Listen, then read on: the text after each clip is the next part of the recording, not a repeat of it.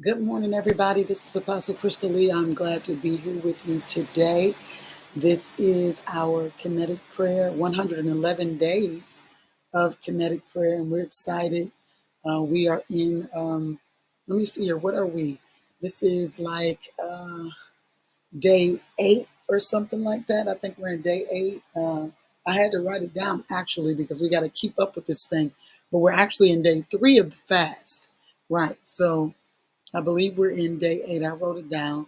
I'll make sure you guys stay clear of that. I think I put it in the information section, in the subject section, so I'll look at it there. But this is an exciting time, and the Father is really, really positioning His people in this season to access the thing that He's already discussed with us. We're accessing the thing that He's spoken to us, and I know this can be a challenge for many people. It's challenging for us all, but this is the purpose that He's bringing us into the place of fasting. This is the purpose that He's bringing us into this place of mature prayer because it's something that He desires to get us to actually, because it's already in us, but He wants to get us to it so it can come through us to other people. And so I'm excited to be here with you this morning. If you just take a few moments, blessings to you, Elder Vicky. Come on in the room and just share your expression of worship through your hands to the screen. Just share. Father, we just glorify you today. We bless you. We thank you this morning for another opportunity to stand before you, to stand in your presence, and to declare that you are good, that your mercy endures forever, that you are good, and your mercy endureth forever. Father, give us this morning what we need. We thank you for allowing your Holy Spirit to direct us and to lead us and to guide us so that we are able to see what it is you're doing and we're able to hear what it is that you are saying. We thank you this morning for everybody that will be coming into the room, whether by the live or by the replay. We thank you, Father, that what is needed for each of us individually, we will receive it. Our hearts are open and our minds are prepared to receive the seed of your word this morning so that we might grow it and we might know it. We might become it. We might see it, and that others might see and be able to partake of what you have given us and what you have allowed us to grow in these seasons. We give you praise and we give you glory and we give you honor, and we declare that it is so. It is so. Listen, we're on the third day. See, I told you I got it written down. On the third day of the fast, the ninth day of the 111 days of kinetic prayer. And today I want to talk about something because Father kind of transitioned me. He kind of transitioned me, and he began to talk to me about trauma.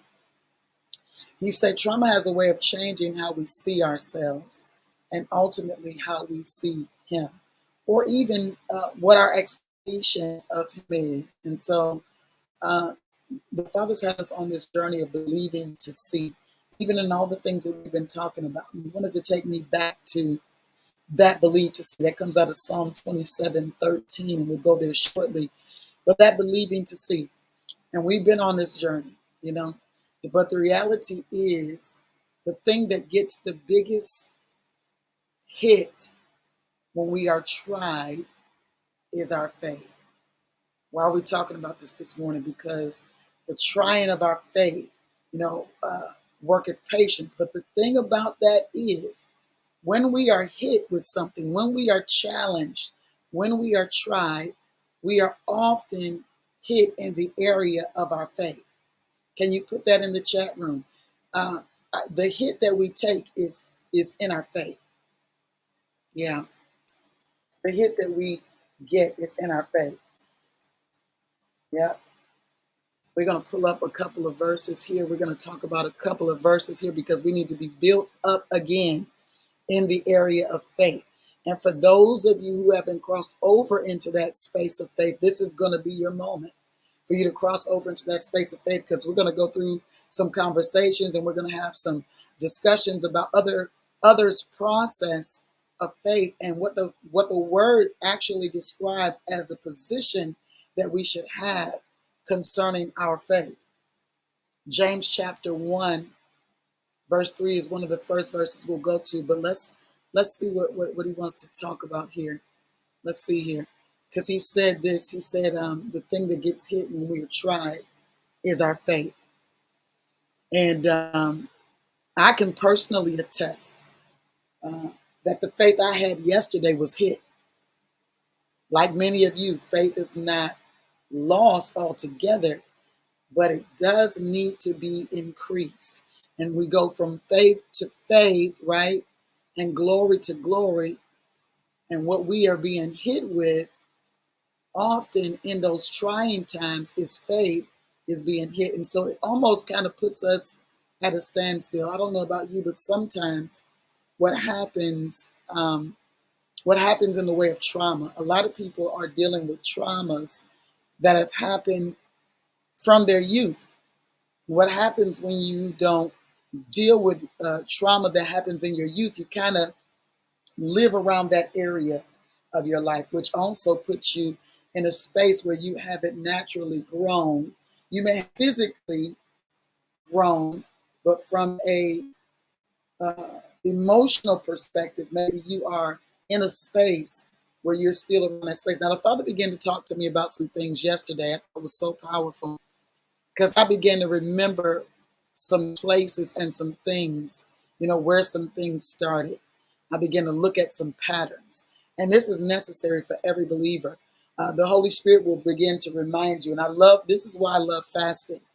I love the fasted place because in that fasted place, that's where the Holy Spirit can begin to point at things for you. And if you are spiritual and you're not a baby, because see, a lot of times when the Holy Spirit begins to point to things, if you're a baby, you're not able to see it because you're too busy whining about it being pointed to. You don't want it to be shown. You don't want it to be visible. You don't want it to be seen. And then you get in spaces like, well, it's always something that I'm doing. I'm never right. This kind of thing. I don't know. That's not in my experience, but I've known a lot of people and I've loved people. I love people that go through those processes or have gone through those processes. And the reality is this. The word declares that those whom the Father loves, he also chastens. So what does chastisement look like? He's not chastising us in the way that our parents did, because that's a physical chastisement. It's something that's a very present thing that's natural, it's tangible. We can touch it. Actually, we can really feel it, naturally on our person. But when the Father begins to chastise us, this is a very loving place. This chastisement is what happens as a result of us functioning a certain way. And so the result produces something that we don't like. And in that thing that we don't like, we're able to visualize this chastisement. Okay, this is the wrong way to go. You understand what I'm saying? Okay, this is not the direction, right? And so we're able to identify by the results that this is not the direction. And so now we have to get back on course. Well, we have to find the course because this ain't it. Right? We have to find the course because the course that we are on is not the course that is producing the results that we desire. And I told the people yesterday, I know they're looking for me on Facebook, but I did say yesterday, I'm not coming on Facebook anymore. And the reason why I'm not coming on Facebook is because I don't want chunks of the conversation to be taken out of the conversation, because that makes it difficult for people that are trying to learn, that are trying to grasp something. So I wanted to just kind of come over here to Facebook and let's do it here. And I'll find another platform other than Facebook. We're doing on YouTube. I'm sorry, not Facebook. Do it on YouTube, and we'll come back to. We'll go to another platform, but we'll put clips up or something like that up on Facebook. But what we're not going to do is have chunks of the videos out of the video. We're not doing that. That defeats the purpose, right? So we're going to continue here with this conversation. Blessings to you, Prophetess Joanne Messiah. Blessings. Everybody's coming in real slow this morning because they're used to that Facebook hit. You know what I'm saying? And I'm not doing a Facebook hit today. Not today. That's not what we're doing. We're talking about faith this morning, Prophetess. It's very necessary. I wanted to continue with the doors and the gates. And the Father said, wait, we need to stop for a hold. We need to hold it for a second because we need to talk about something, because I'm wanting to advance my people. And as we're going to these doors, we know that there are great and effectual doors that we're going to realize, even as Paul realized, there are great and effectual doors, but with many adversaries. And so here's the thing.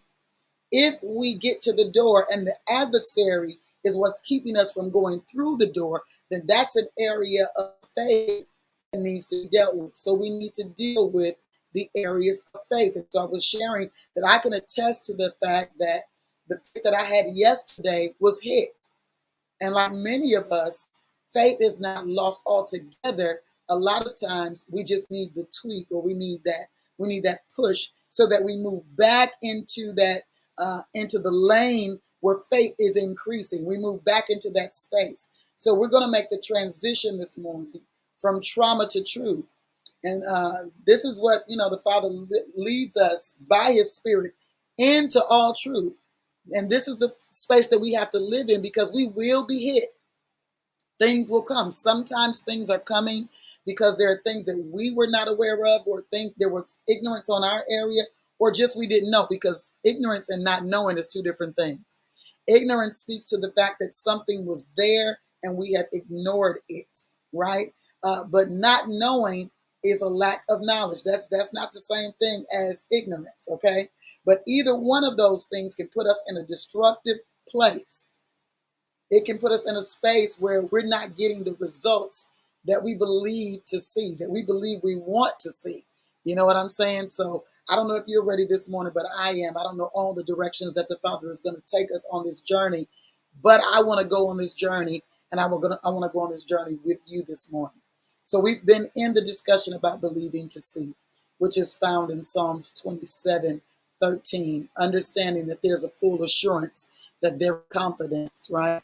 There's a confidence in that believing to see. I told you that David was having this conversation after being processed through so many things. And this is one of the focuses. This is one of the areas that we need to focus on when we're talking about dealing with trauma and moving from trauma to truth. If I had to maybe give this thing a secondary conversation, or a secondary title, just for thought, it would be the preparation for glory, because glory is a weight, and a lot of times we're carrying the wrong weight.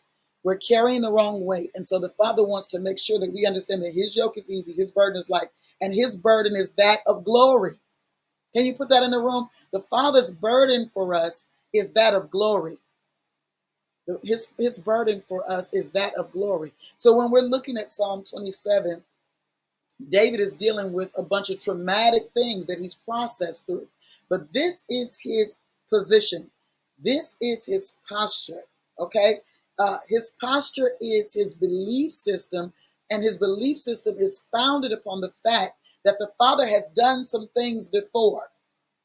He's done some things before. I've seen him do things on my behalf before. I've seen him pull me through other areas.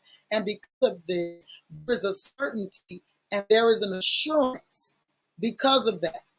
He makes statements like, I've never seen the righteous forsaken, nor is seed begging bread. Therefore, even though I'm in a specific space, even though I'm in a place, right, where I'm on the run, even though I'm in a space where I am called to the kingship, I'm called to the throne, but now I am running, I'm on foot, I'm not seated, right? But he says things that help him to be reminded that there is a certainty about what I'm believing. I'm believing from a place of certainty. I'm believing from a place of assurance, right? And I shared this with you, that this word believed in Psalm 27:13 describes that of a person's, when we're talking about this mindset, we're dealing with a mindset that comes of something like a child being nursed by its mother, right? There's no failure in their expectation. When their mouth meets the breast, they're not confused about what's getting ready to happen, right? They're not confused. They're not scrapping for something. They're not like trying to fight to get to it. It's right there. All they have to do is latch and drink. And this is the place that the Father is taking us to. He says, listen, I need you to remember what I brought you through. All right. I need you to go back. I need you to remember the things that I have done for you. I need you to go back and I need you to remember how I have kept you. I need you to go back and remember these positions, because as you are remembering these positions, that's going to give you the assurance for where I'm taking you. I'm taking you to a place, and this place is assured. But what is giving you the assurance is the fact that I have never left you hanging. I have never left you hanging. Not one time have I left you hanging. Now, people will say, well, I believed and it didn't happen. Okay, well, then we got to talk about what you're believing for and what you're believing in, because a lot of times we don't understand that what's happening with us and what's happening to us is that the culture is now forming us. The culture of the world system is forming us. We are being cultivated by a system other than the king's system. And so this was the purpose of us identifying with the Mashiach. Now, of course, we could go through all of the scripture and see all of the deliverers, all of the messiahs. We can see all of those sons that the Father called to the forefront to us picture. When we get to the Mashiach, we see something just a little bit different, because now we're not having to process through things exactly the way they were processing through it. Somebody that I love, we were having a conversation and they were saying, we don't see things like what, Israel saw. We don't see the mountain on fire and shaking and hear the sounds of trumpets and all of these things. And my thing about that is that how the Father established something from the beginning. He desired to just be in the midst of his people. He was walking in the cool of the day with his man, right?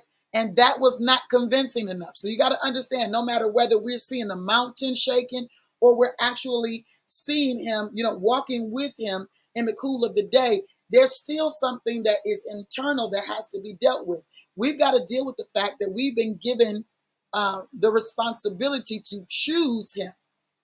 And in choosing him, we also have to understand this responsibility that there will be other conversations. We talked about this a little bit yesterday. There will be other conversations, or maybe I talked about it Sunday. You will hear other conversations. And when you're hearing these other conversations, you've got to then identify what you're hearing, and then you've got to know what you believe. See, oftentimes it's because we don't focus on what we believe.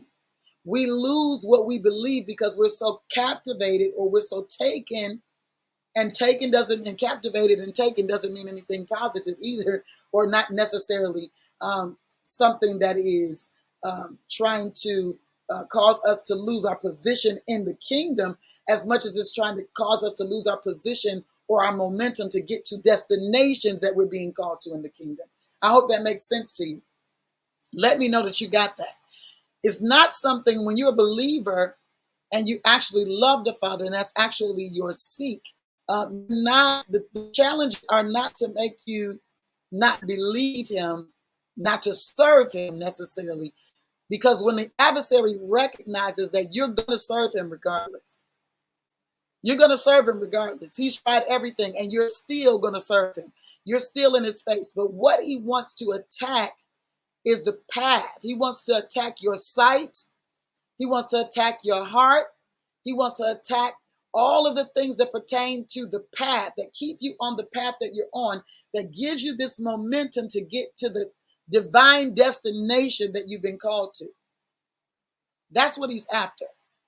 That's what he's after, especially for believers. I'm not talking about anybody else, but for believers, those of us who love him, and those that are the called according to his purpose. We love him. However, if we don't deal with traumas, if we don't know how to deal with traumas, because these are not areas that a lot of people talk about. I'm hearing this in the church dimension, hearing this a lot.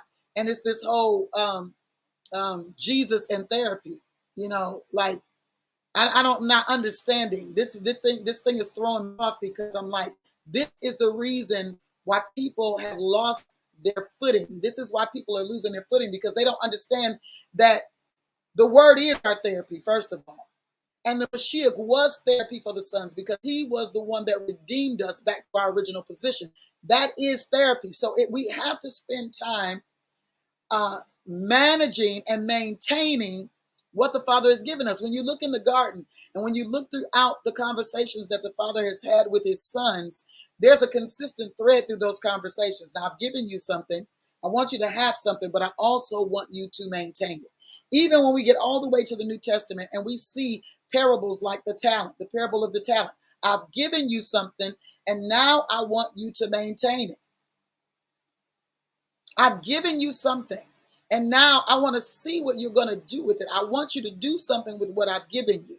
Now, there are going to be challenges, right? There are going to be challenges, and the challenge often derives from the mind. And this is the area, this is the place, this is the target of our adversary. He's targeting how we see a thing.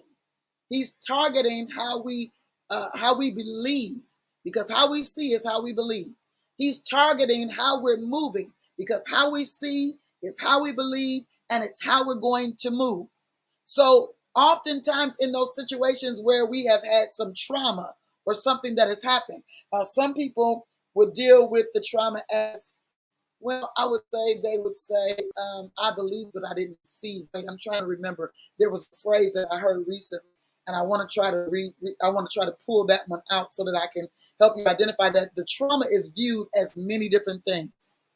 You know, the trauma is viewed as many different things. It's this concept of, and you may not even be thinking about it. You know, that's the thing about it. That's the subtlety of the trauma, because it might not even be something that you're thinking about. But this lends itself to this fact here, that in religion, because most of us have been impacted by religion, most of us have been in the various factions, most of us have been in those denominational situations. And so we're constantly shedding the things that we received out of those spaces to operate in a kingdom mindset, in a kingdom process of thought, in the kingdom way of living.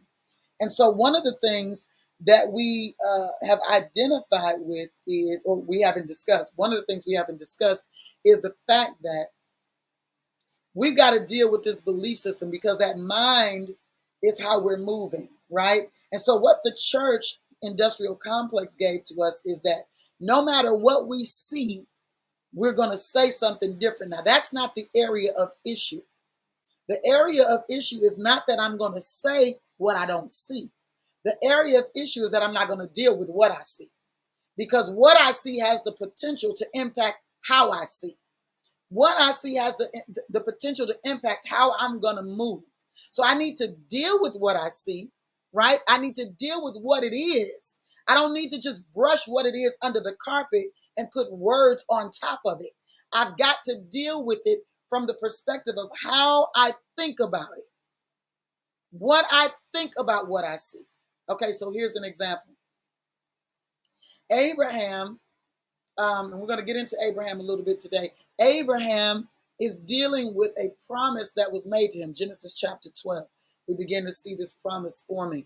Genesis chapter 12, Abraham's dealing with a promise that was made to him by the father. He leaves the nativity. He leaves his father's house. He leaves all of those concepts and all of those ideologies behind. He leaves the comfort and the settlement of that situation behind, right? And now he's got to walk out something. Something was so powerful that the father was talking to me about this morning. That's just a reminder of something from another season. He said, like, when you're thinking of Abram has to do with, what was that word you gave me, Father? I'm gonna grab it real quick. It was, he went from, hold on, let me pull it up, because I got 1,000 windows open here. This is something I gotta try to deal with in this season. He went from one space to the next. Let me see if I can pull it up. Hold on one second. I want to pull this up real quick. There we go. Okay. Don't change it. No. My window closed on me. Hold on. All right. Let's look at this. I want you to see the difference in his name. Now, the name was similar, right?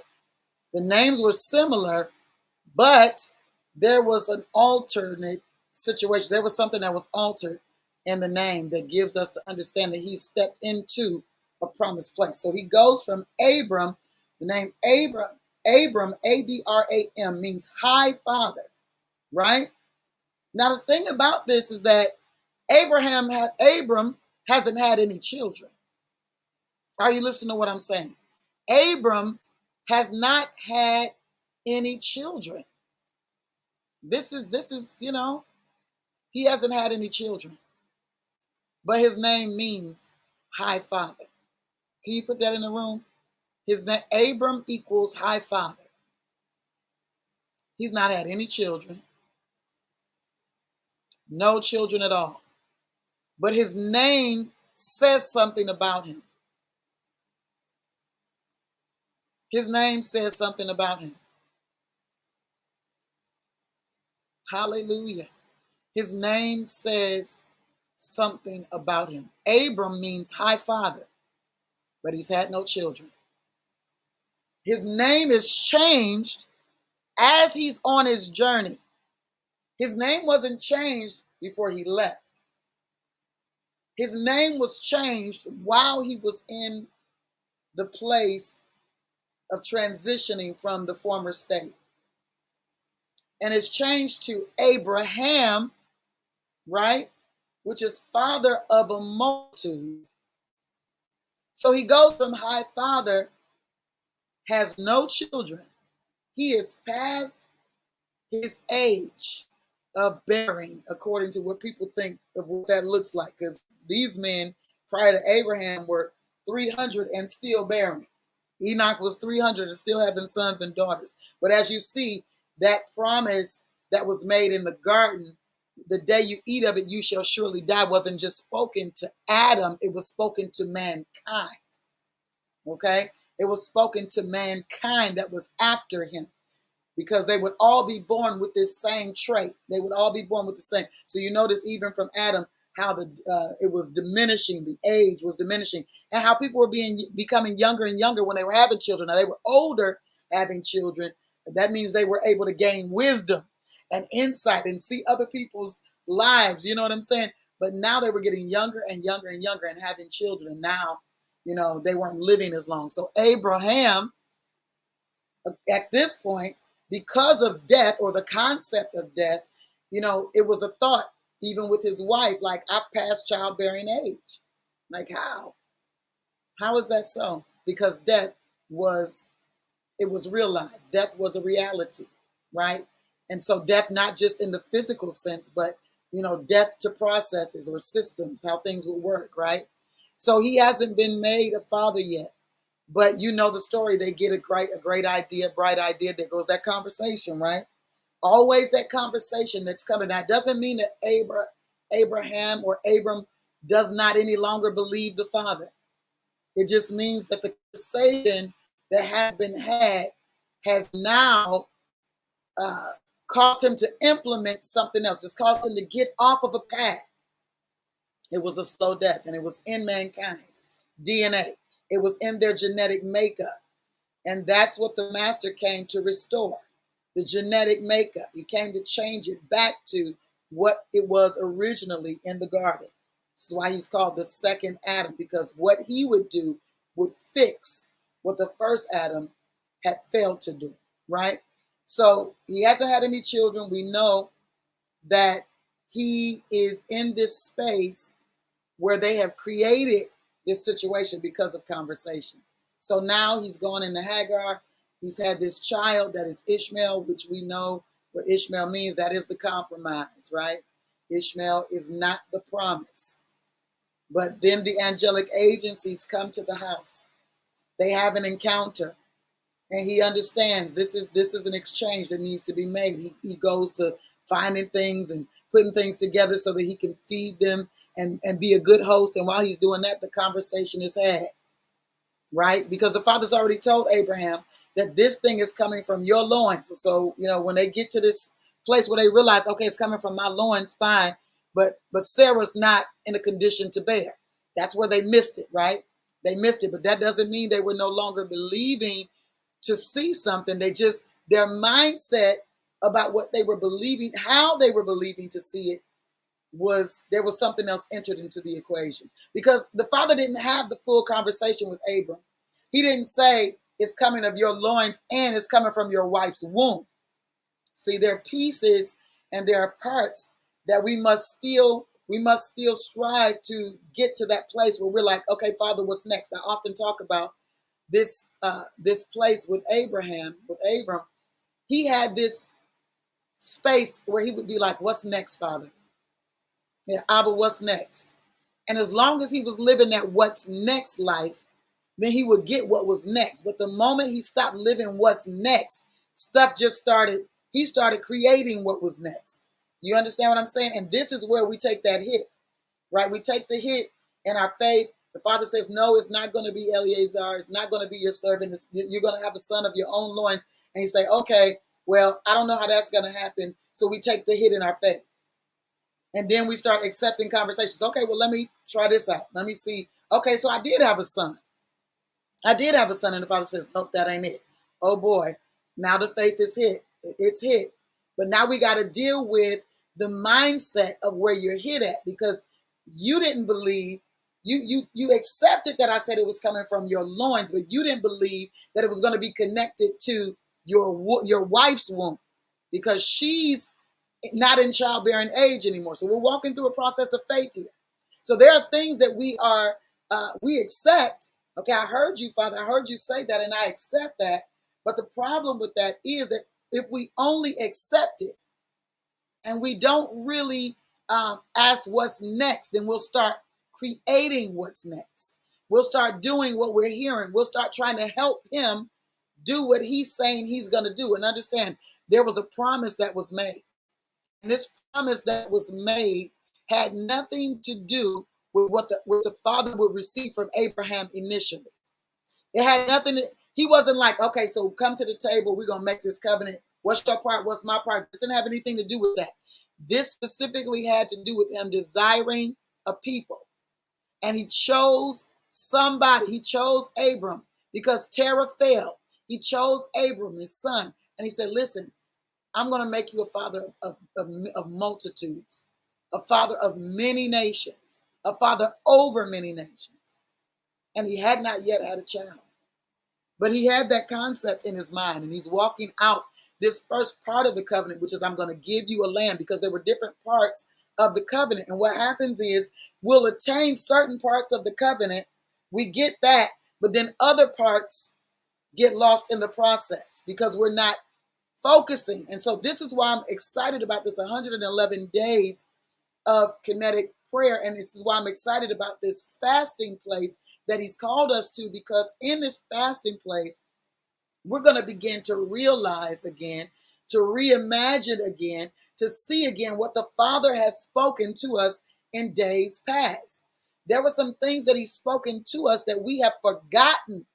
And I'm going to tell you how easy it is to forget, because in the natural, this is very easy. I'm going to give you an example. In my first marriage, according to law of the world, the laws of the land, I'm being very specific for a reason. After the divorce, there were things that I had forgotten. I knew, my music was always a thing, right? That was always a thing. That wasn't something that I left, because even in the space that I was in, I was utilizing that gift. At my then father-in-law's church, I was utilizing that gift. So that was something I had never lost. But I was sleeping in my bed, and I had the TV on. And at that time, I used to watch TBN from time to time. So, it would go through that space. TBN had a space where they would just play music. And so there was music on the television. Well, I don't know this because I'm asleep, but I am awakened, and I'm not awakened, but I'm taken out of my bed, and I'm on the floor, but I'm dancing. When I awake, I'm dancing. When I awaken out of my sleep, I am in a dancing posture. I'm dancing, literally dancing. Blessing of it, I'm literally dancing. You hear what I'm saying? I'm dancing. And it dawns on me, wait a minute. I forgot that I could dance. How did I forget that I could dance when that's what I do? How did I forget that I could dance? Well, situations, traumas, different processes, and in all of these processes, things are lost. You understand what I'm saying? And so he has to bring us back to the place where we remember. I'm using this term often. I think for the last 2 years, I've been using this term remember. Why? Because the Father wants us to remember. Good morning, Prophetess Marilyn. Good to have you this morning. He wants us to remember because it's not hard to forget. It's not hard. A little bit of trauma and things could be lost. When people have injuries, I want to liken this to a head injury, and I know that sounds very harsh, but it's a reality that when trauma hits us, it hits us where, in the mind, it hits us in that space. I don't care what part of your body it happened to. In the mind is where you have to deal with the trauma. I'll give you another example. I injured my foot maybe about 2 months ago. I was in space and I was doing something and leaving the space. It was a great experience. I was leaving the space. Blessings, Prophet Cara. I was leaving the space, and all of a sudden it was like I was ice skating on the floor. And I hit the floor, but it was a very graceful fall. But my foot kind of went to the side, which meant the weight of me was on my foot on the floor. And my foot I could feel the pulsating. I could feel that, that increase. It wasn't a sharp pain. It wasn't anything that was unbearable. I was able to walk on it. Got back to the car, but I could still feel that foot, right? I could still feel it. I got to the car and I needed to go to the store, but I took my shoe off. I had on a wedge shoe, took off the shoe, and I'm addressing the foot. I'm talking and communicating with my body, right? I had some essential oils in my bag, and I took them out, and I'm addressing this foot. Why? Because I could have just not addressed it at all, right? I could have just said, oh my God, like I'm injured now. And at that point, I would have identified, if I had identified with the fall when I fell, I wouldn't have walked out of there. I would have had to be carried out of there. Because literally, by the time I got to the store, right, and I get out of the car, I had my shoe off. I couldn't put my shoe back on because it had swollen up so big. Now I'm stepping out of the car on foot, on the ground. I have one shoe on and one shoe off. And now I'm hobbling. I'm kind of, now I realize I got to do something I've never done before. I got to ride this cart at the store. Got to go get this cart. So I walk in Walmart barefoot, right? I walk in there barefoot to get to this cart. Get on the cart and put my shoe up under my foot just so my foot wouldn't be on the cart. Like that would make a big difference because I walked on the whole ground. But anyway, and get in there and I'm rolling around on this cart. I get back to the car, get in the car. I'm still hobbling. And by the time I get to the house, I get out and I step down on this same foot. Now, I haven't said anything since I've addressed the foot, and talked to myself, talked to my body in the car. The first time I was dealing with it, but I haven't said anything else to the foot. Haven't had any more discussion. I was just doing what I needed to do to get done. Got to the house, stepped down on the foot at the house, and it was feeling like it was worse, but I was still hobbling. And I took 2 steps in a hobbling motion, and I clapped my hands really hard, and I said, I said, this is not what I'm about to do. And I began to declare some things, right? In that declaration of those things, I said, I'm not getting ready to be limping around here. I am going to walk. And literally, from the time I began to declare the thing that I declared concerning my walk, I walked from that car to the front door. And it was a little stretch from the driveway to the front door. Walked up the steps, walked into the house, took my belongings and set them down to come back out and get my stuff from the car. Of course, the person that was with me was bringing stuff to the door at that point because they didn't want me to have to travel far. But I was literally walking. I wasn't hobbling. I still felt this heat and this throbbing. It wasn't a pain. It was just, you know how you injure yourself and you could feel the throbbing of it. This wasn't pain.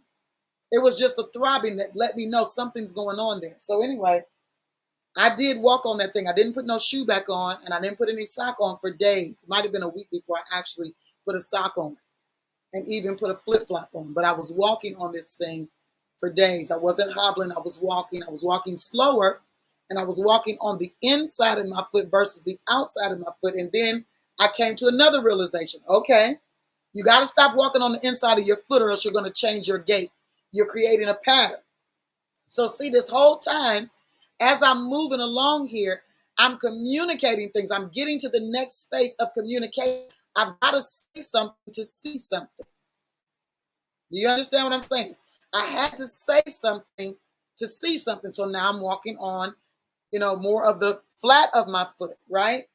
And I'm still feeling something, but I noticed that it's going down, that the healing is taking place. Of course, at this point, I've bathed every day. I'm soaking this foot and the salts in my waters and all these different kinds of things that are necessary to bring healing and to help with that inflammation. And so that first night, I got to my bed after I had taken my bath.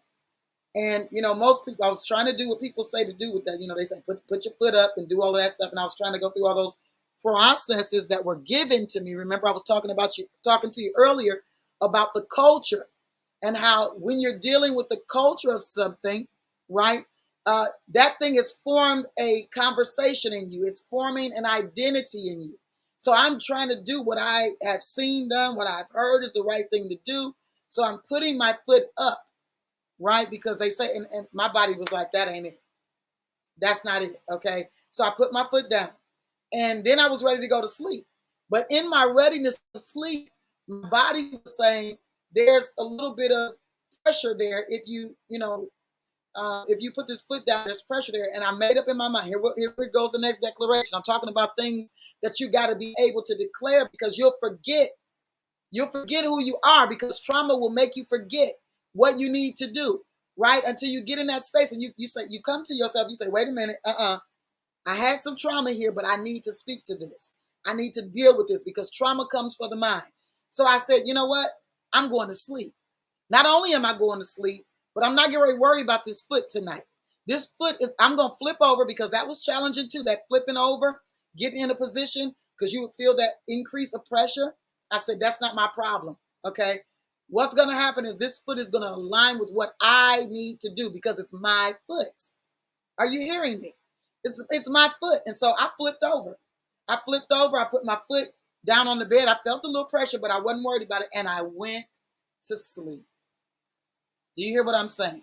I went to sleep. Most people would have had all kinds of things going on with them. It's just like this whole Jesus and therapy thing that people are talking about. Most people would have been like, oh my God, you need to go get this checked out. You need to see what that is. You need to make sure you didn't break nothing. I already knew I hadn't broken anything. I wasn't worried about that.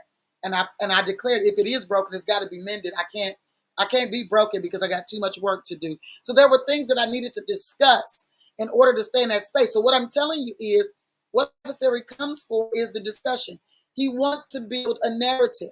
You understand what I'm saying? He wants to build a narrative that prevents you from being on the path. Dealing with my feet deals with the path. He's dealing with how I'm going to walk this path, right? And so we've got to speak back to the thing that is bringing trauma. We have to. So like I said, I wanted to continue on the conversation about the doors, but the Father had to bring me back to this space. He said, listen, I need you to talk to the people about this place of faith, because what I'm desiring to take my people to, I need them to go back to the place of remembrance. I need them to identify, and I've given you several different identities on the thing, even with dealing with Abraham. We're going to go back into Abraham in just a minute here, but I wanted to give you something that is personal. So you would begin to identify from my personal experiences. He said, you've been hit, and you've been hit in different areas. I'm just using the foot. The last thing that you guys that just came on heard was my foot, but I talked about forgetting to dance, and how the Father woke me up out of my sleep, and I was moving on the floor in a dancing series of sequences, right? And was like, I forgot that I knew how to dance, but it came from the trauma of that first marriage. And what I had gone through it caused me to forget. This is the thing. The Father desires us to remember what he said about us. We've got to recall, as we're going through these gates, as we're going through these doors, there needs to be a confidence, a strong confidence, and an assurance of what and who we are, who he is and who we are, so that when we approach this gate, when we approach this door, we're not concerned about the enemies at the gate and at the door. Because those enemies are assigned to those gates and doors to deal with people who have forgotten. Look at Israel. They have been through all of these events. They've seen the hand of Yah. They have witnessed. They are eyewitnesses of his goodness, just like we are. We may not have seen waters parted. That has nothing to do with anything. I was talking to somebody I love, and I said, it doesn't matter if you saw exactly what they saw. You've seen some things. And so our faith is built by what he's already done. It's not built by what we're expecting. It's built by what he's already done. That's where we pull from. That's where we gain the confidence and the assurance to believe, to see what he's now saying. I hope this is helping you guys this morning. Let me know it's helping you. I was like, Father, what are we doing this morning? Because we take these gates and say, yeah, we're going to talk about the gates, but I need you to go back for a minute. I'm going to let the prophets speak for a moment. If you found something in what I'm saying and you want to chime into that, go ahead, because I've got a little ways to go, but I want to hear what your voice is declaring this morning on this faith portion. Prophetess Merlin. It's okay. I'm listening to you, and it's okay. I see it as God spoke a word. He gave Yes, us dominion. He yes, gave us the authority. yes, But when something happened, yeah, you're right, we tend to forget. yes, But we it's not a forgetting. We have been so wrapped in sometimes within the world, we begin to think like the world. that's it. The battle is fought in our mind. It's our thought pattern. Yes, Okay, pain comes from a place in the mind, yes, in the brain. So therefore, that is what is going to hit you when you know you have dominion. Yeah, I fell. Oh well, you just get up and you walk. The pain, once you allow, it's like you allow the pain to shift you because you allow the enemy entrance. yes, Pain serve as a place of distraction. So it distracts you from who you are, what God said, and what you're called to do. that's absolutely right. Absolutely right. And this is why we're having this discussion. Prophetess Carol, Yes. Good morning. good When morning. I love the story about with your foot. Um Yes, as you know, it was really something when all of us had encountered different wasn't that something when we it all was had encountered we with that foot. Yeah, we all had encountered some type of different issue with our foot yeah. all During within that a same week's season. time. Yep. And it was amazing. But when you said the remembrance, right? Yes. Because I had a similar situation happen, and that's exactly what it had done. I had a during the summertime, I had a pontoon boat. I was out with some friends, and we were on the pontoon boat, and we were in Lake Huron, and the waves were going up and down quite a bit, and it was just at a it was anchored, so the pontoon was going up and down. So as I'm going up the ladder, my foot was underneath the ladder part, and the pontoon went right down My God. across the top of my foot. Mm-hmm. And I mean, that's hundreds of pounds of weight that came down on my foot. Yes. And I immediately, the excruciating pain, but the pain, as the other prophet was sharing, the pain immediately brought back remembrance. Mm-hmm. It brought back remembrance of, okay, how are we going to deal with this situation? I Mm-hmm. immediately grabbed my foot, and I said, I grabbed my foot and I said, Jesus, Mm-hmm. Jesus. Mm-hmm. And I grabbed my foot and I said that, and I stopped. And of course, a couple of my friends came over, and I said, just give me a minute. Just give me a minute.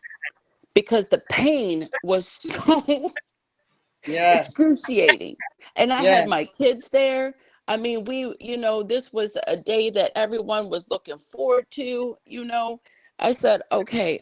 And I just started to pray. I started to pray, and I said, okay, Lord, I said, take this pain, heal my foot. I said, take this pain and heal my foot. And that's what I asked. I said, Mm-hmm. I know you have my foot. So I immediately just put the situation into his hands. Like I just put it where I know. that as long as I put it in the knowing, Yeah. it is healed. Mm-hmm. It's healed. So I got back on the boat and I just asked them to, because it was starting, I didn't do anything, and it just, the top of it was like a big huge goose egg that Yeah. started to cause on top of my foot. And I said, so then they just put, I said, let me just put a bag of ice. So I put a bag of ice on my foot. Mm-hmm. And then, like you said, I was limping a little bit, but then that night I could feel my foot trying to tense up, trying Mm-hmm. to grip, like almost like grip lock. And Yeah. in the middle of the night, I said, no, that's not what we're going to do. That's That's right. not what we're going to do. So I stretched out my foot, Mm-hmm. bared through the pain again, because the next morning I had a baby shower in Ohio that I Right. needed to drive to, and I Yeah. needed that. It was important to be there. Yeah. And I said, okay, Lord, I said, and there were some other things that were going on as well. Like you said, I don't have time for this. I ain't got I time. don't have time for this. I'm responsible for three boys that have to be in several different directions, and they have a whole bunch of other things going on as well. Like, I can't be laid up in here. I have, there's things, Lord, that you know I'm responsible that needs to be taken care of. And you have me being the one to take care of this. This foot needs to operate. Yes, it And does. literally, I put on, literally that day, I had my outfit for the baby shower. I had my shoe, and I put that shoe on, and it was a heel. I put that heel on. I went out. I took my shoes Ooh, off while I was driving. I went to the baby shower, and I put that heel right back on. Now, it was bruised, but I had no pain. come on now. I literally had, it was bruised across my whole foot, but I had no pain. No Yes. pain at all. And and in all of that, he was bringing back the remembrance of when we immediately go into the spirit and we say, this is, that we go into the knowing, we go into what's already been done. Yeah, absolutely. Because we're believing to see something. This is what Hebrews says. Hey, good morning, Prophet Marlise. Hebrews 11. Now faith is the substance of things hoped for, the evidence of things not Not seen. seen. Faith Mm, is substance. Substance. What Thank does you. this mean? It Thank is you. the thing that creates the thing. You Yes. understand? So when we begin to declare a thing, we're Mm. creating a thing. Now this takes us all the way back, because what is one of the verses towards the end says? It talks about how the Father created the world, right? How the worlds were framed by His conversation. You know what I'm saying? The worlds were framed by His conversation. And so this is why we've got to be mindful. And I think the other day, Prophet Marley said, be mindful of the sound, right? You got to be mindful of the sound, because we got to be mindful of the conversations that we are allowing to be had with us and that we're allowing ourselves to have. We've got to be mindful of those conversations, because they are creating something. And when we go back to the reality that what we're saying is creating something, then we are more careful to, to put our words in positions, right? So this is why I spoke to my foot. It wasn't an option, right? And this is where we are. This faith that we have, that we've been given, creates something. It's creating the thing that we're hoping for. It is the evidence. The fact that you have faith, that you're speaking something, right? That you're declaring something, because that's what faith does. It produces words. Faith produces action, and faith produces words. That's why the conversation is, I'll show you my faith by my works, because faith and works go together. In other words, the reason why I'm doing what I'm doing is because my faith declares something. My faith believes something. And so the substance is already created. I just need to walk out the thing to get to the end of this substance. Does that make sense? But we forget. And the Father wants us to remember this morning. He said, for I, the elders, obtained a good report. You guys know I'm in Hebrews 11. And I'm in verse 3 now.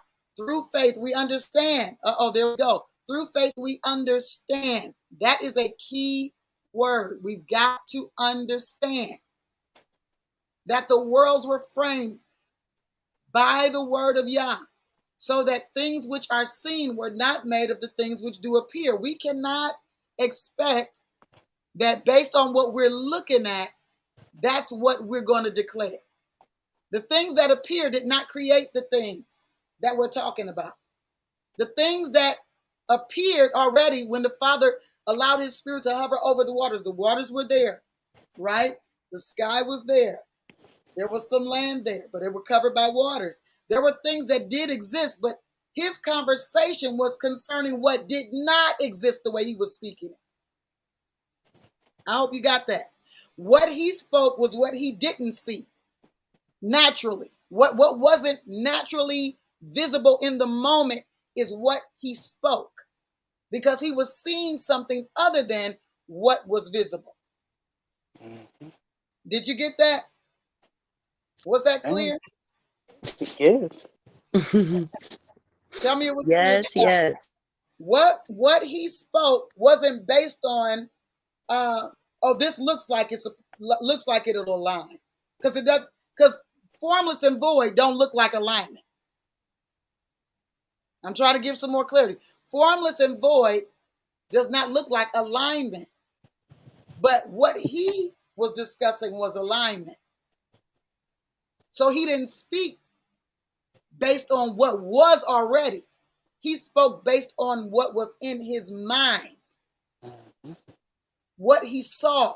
Now, see, this is crazy, because a lot of people, worldly people, secular people, have a concept of this, but they don't give glory to the Father.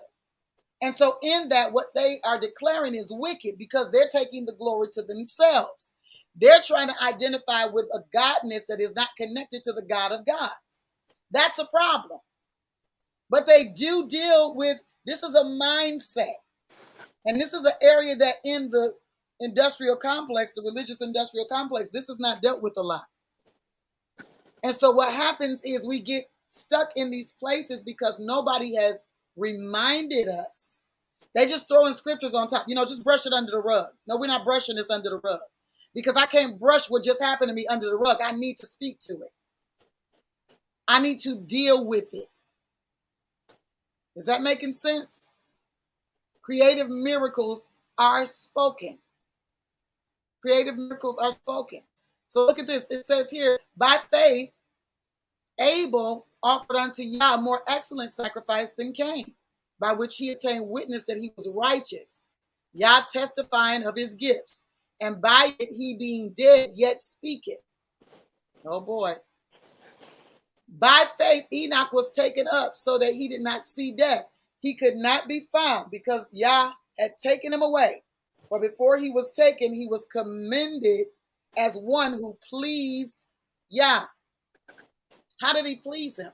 Because he was in the relationship. The word declares that at 65, he crossed over into a space. He had a son, but at 65, he walked with Yah. That's what the word says. It didn't say his whole life. It says at 65, he began to walk with Yah. His whole life wasn't filled with that. Let me look at this again too, because I want to show you this.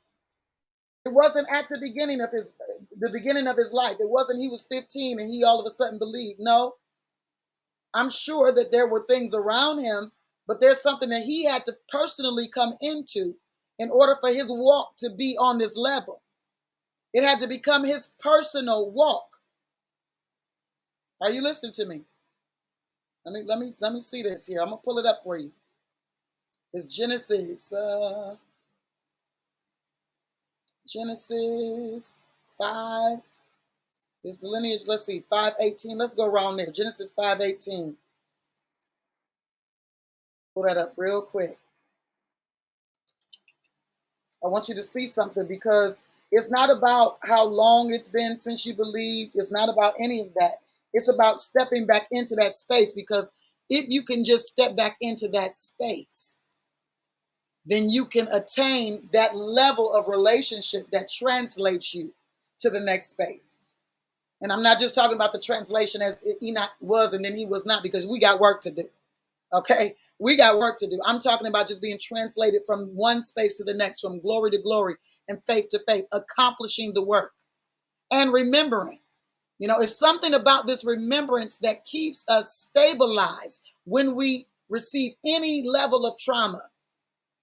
When we receive any level of trauma, if we get any kind of impact, because sometimes things can impact you. Sometimes you're walking through things. But what I'm dealing with is this mind position, because where your mind is positioned, your body is going to go. Let's see here. Enoch, where are you? He's in Genesis chapter 5. Let's go here. Okay. Genesis 5:21. And Enoch lived 60 and 5 years and begat Methuselah. And Enoch walked with Yah after he begat Methuselah 300 years. He was only alive 365 years. So that means at 65, that's where he crossed over. But look at what he was doing. He was also still begetting sons and daughters at 300. And all the days of Enoch were 365 years. Did you get that? All of his days were 365. So he crossed over into a space where he began to walk with the Father. He's not looking to beat you up over what you're doing. It's a process. We're being processed through some things and to some things. You understand what I'm saying? And so this thing is from faith to faith and glory to glory. We've got to grow. We've got to increase in our faith. And this is what the Father is looking for us to do, not to become stagnant in faith, because we know what stagnancy smells like. That smells like some of the things that we've encountered. It smells like some of the positions that we've been in, right? Stagnancy smells because it now is being infested with things that are only attracted to stagnancy. And we want to be moving. We were talking about those rivers and those dams the other day. We were breaking open the rivers and the dams. Why? Because we've got to be in this position where we are constantly flowing. We've got to be in that position because the water knows its course. You understand what I'm saying? The water knows its course. It's something that was said in the Bruce Lee movie. I was on a plane one day, and that thing stuck with me when he began to talk about being like water. Yeah, I was on the plane getting ready to get off, and the phrase came up, and he said something about I'm like water, or you got to be like water. And that's a constant movement. That's a constant movement because the water is on a path. It knows its path. The course has already been created for the water. Even the boundaries have been created for the water, but it knows its course. And so it's consistently flowing. Now, it may get some waves in it, right? Some currents may come, some winds may blow that may create different disturbances in the water, or, may create these, what are those things called? What did the tsunami, right? All right. Or may create floods. But once that water recedes, it goes right back to its proper, it remembers where it's supposed to go and how it's supposed to flow. You understand what I'm saying? Absolutely. Absolutely. Anybody else want to share some point? It coincides with the saying of being swift and interchangeable. The Yeah. river, it moves, and whether it moves easy and smooth or hard and forceful, it's still swift and interchangeable. It can move to left, right. It can create a path. It can go over and it can go under. So there's no limit to where the river can go, where that water can go. Even a drop of water, you think, well, it's gonna, dry out because you just put that drop of water on that concrete. It comes out on the other side. Right. It It's is absorbed. pliable. It's Yeah, absorbed. it's absorbed. But the thing is, even though the concrete absorb it, the concrete can't contain it. It Right. eventually comes out On of the the other side. concrete. Mm-hmm. It's Mm-hmm. still moving through or moving forward. Mm-hmm. It doesn't stay where it first entered, it comes out on the other side. Mm-hmm. Mm-hmm. And Yes, that's how ma'am. we have to be. We have to be swift and interchangeable, if you will, Yeah. pliable. We have to adjust. Mm. So if the Lord said go, regardless of whether you know where you're going, He just said go to the east, go to the west, you go. Well, Right. where am I going, Lord? I'll just go there. Just go toward that direction, and I tell you where you're gonna go. Yes. But that requires the right mind. It requires the right mind, and that's what he wants to deal with is the mind. Because he said without faith it's impossible to please him. Mm-hmm. It's two things. He said if you approach me, you have to first believe that I even am. Believe that I exist. And then the second thing is believe that I reward. A lot of Amen. people don't seek him because they don't believe that he rewards. They might believe that he exists, but see, just having that one part is not enough. And that's kind of what I'm dealing with this morning, that because of trauma, sometimes we forget the components of our faith. Sometimes we Mm-hmm. forget what all it takes to go where we're going. We've seen these things before, but because we've been hit, now something is lost. You know, it's like somebody walking up to you, got your hands full, and they hit you, and something is knocked out of your hands. But you got to remember what you was carrying. Mm-hmm. You understand what I'm saying? You must remember what you were carrying, and how you remember what you're carrying, even if it's an inventory. You got to have a spiritual inventory. That's a consistent rehearsing of who you are in him and the declarations that are being made. And again, this is a maturing place. It's a place of maturity. We grow to this place of maturing where if somebody knocks something out of our hand, we don't forget what we had and where we was going and what we were about to do. You know what I'm saying? Mm-hmm. He's taking us out of that mindset because it's more of a mindset of stagnancy. It's a mindset of immaturity.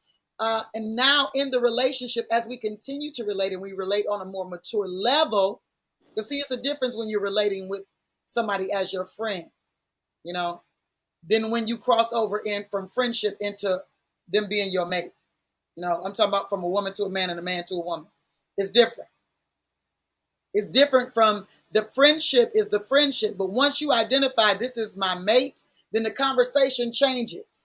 Mm-hmm. So what I'm discussing with you is that faith changes. And even when faith is hit, when you gain territory back, you exceed where you were. The Father said, I'm not taking you back to where you were. I'm taking you beyond where you were before. Mm-hmm. But I'm taking you back to the realization that this is an area that's been hit. Noah was another person. I mean, he had never seen what was being discussed. But again, remember this thing that I'm keep talking about the imagination of faith. When the Father begins to say a thing, we begin to see it in our spirit. That goes to our mind. The blueprint is in the mind, and then it begins to become a conversation. Now we've got to begin to walk out this thing. He had to build something that nobody had ever seen. He's having a discussion in a midst of a people that have never heard what he's talking about. Mm-hmm. Mark chapter 11 says this. Peter remembered it, and he said this, look, Rabbi, the fig tree that you cursed is withered.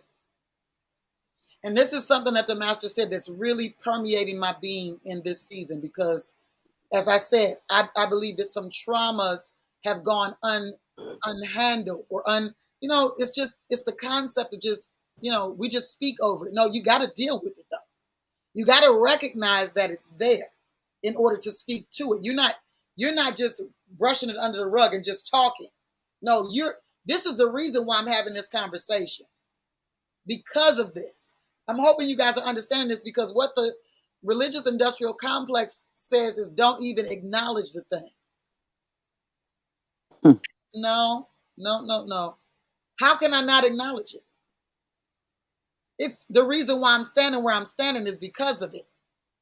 So now I've got to acknowledge my position, got to acknowledge where I'm standing, And then I need to acknowledge my faith position on this situation. I need to remember what the Father has said to me so that I can identify, am I standing in that space? And if I'm not standing in that space, what have I lost that, or what is preventing me from getting to that space? What in my mind is a stronghold that's keeping me from crossing over into the space that he's commanded me to cross over into? My Lord. He said, look at the fig tree, master. But the master said this, have faith in God. This is what he said to him. But when you go and study that term that he used, it says, have the God kind of faith. Have the faith of God. The same faith that he had from the beginning when he began to declare something, to see something. He was not doubting. It was not a doubt situation. It wasn't, I hope. You know, a lot of people are hoping to see something. I hope. No, he said, believe to see. He said, believe to see. Now we got to cross over. So y'all hold on. We're going to cross over because it's 1:11. Listen, we love you. The body is not a me thing. It's a we thing. That's how we end all the time.